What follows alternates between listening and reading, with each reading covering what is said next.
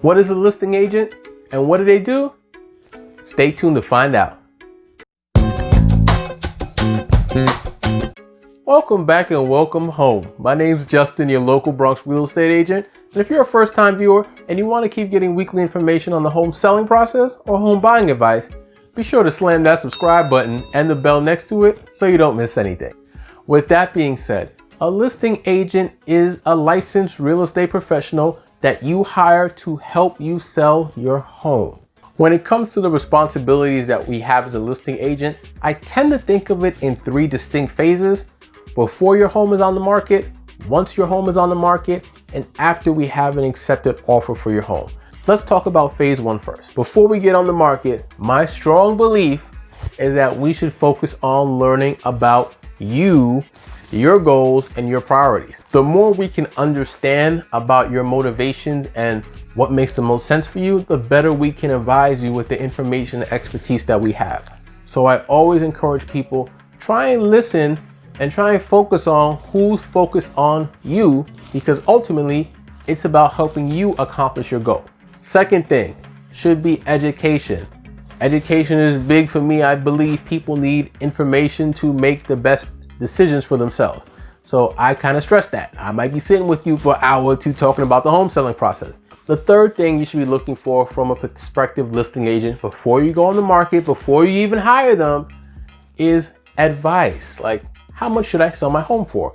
Well, here are the comparable sales that I have for homes in the area. Based off this and looking at the features and layout of your home and condition compared to these homes, I think we should list at this price. Are there home staging tips that we can provide? And if you are saying, hey, let's move forward in this transaction, this relationship, I feel really comfortable, I think you'd be a great person to represent me in this sale. Okay, now are we taking photos? Are we getting video? What are we doing to get our marketing lined up now before we go on the market so we can hit the ground running once we start with the sale?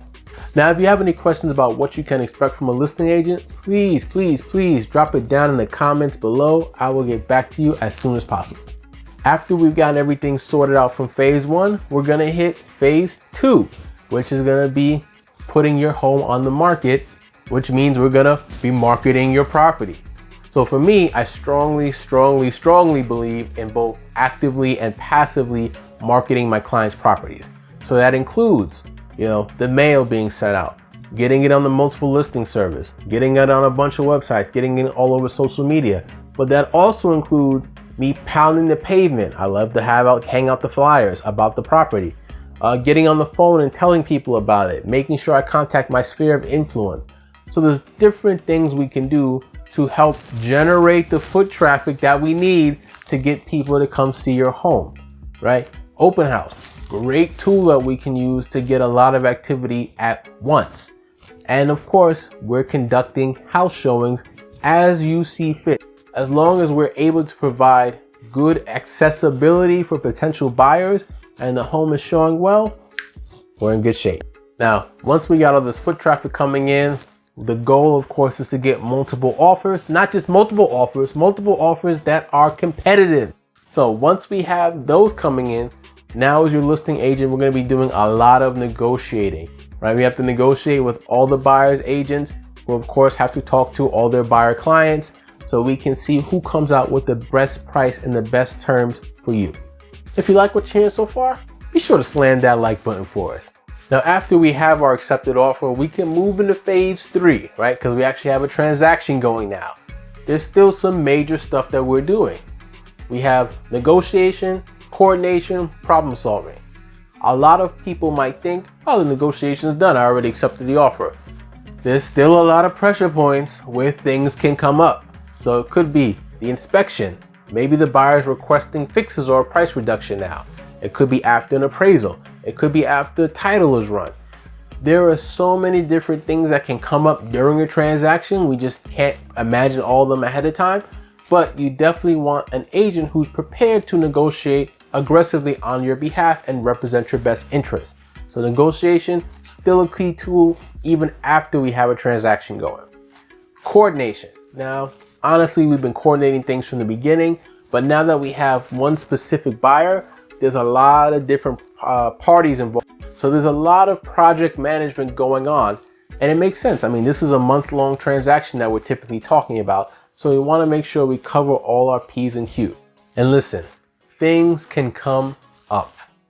So the problem solving, just like the negotiation and coordinating, happens throughout the entire process, right? But here is where it gets a special spotlight shined on it because it's the fourth quarter. We want to make sure we can close the game out and get the W for it. Now, most of the time, we're able to do that. Problems can come up, we can get them resolved, find a workaround, work with the other parties involved to make sure it gets addressed. But sometimes things happen that are just out of our control and there's nothing we can do. I have one example where we were about ready to close. The buyer lost his job, right? So we no longer qualified for the mortgage. There's nothing I can do about that. So we gave him his down payment money back. We put the home back on the market. And I got my clients a new buyer within a week that gave them more money than they had in the original offer. So that was a great situation for them. It was a little bit more time, but we got a deal done that ultimately benefited them a little bit more. Setbacks, setup, the comeback. You may be wondering about how to interview a realtor.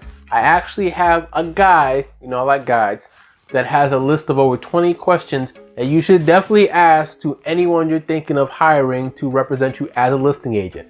So you can check that out in the comments and descriptions below. I put the link there. So go download that guide. It has the questions and also the reasons why I think the questions are important.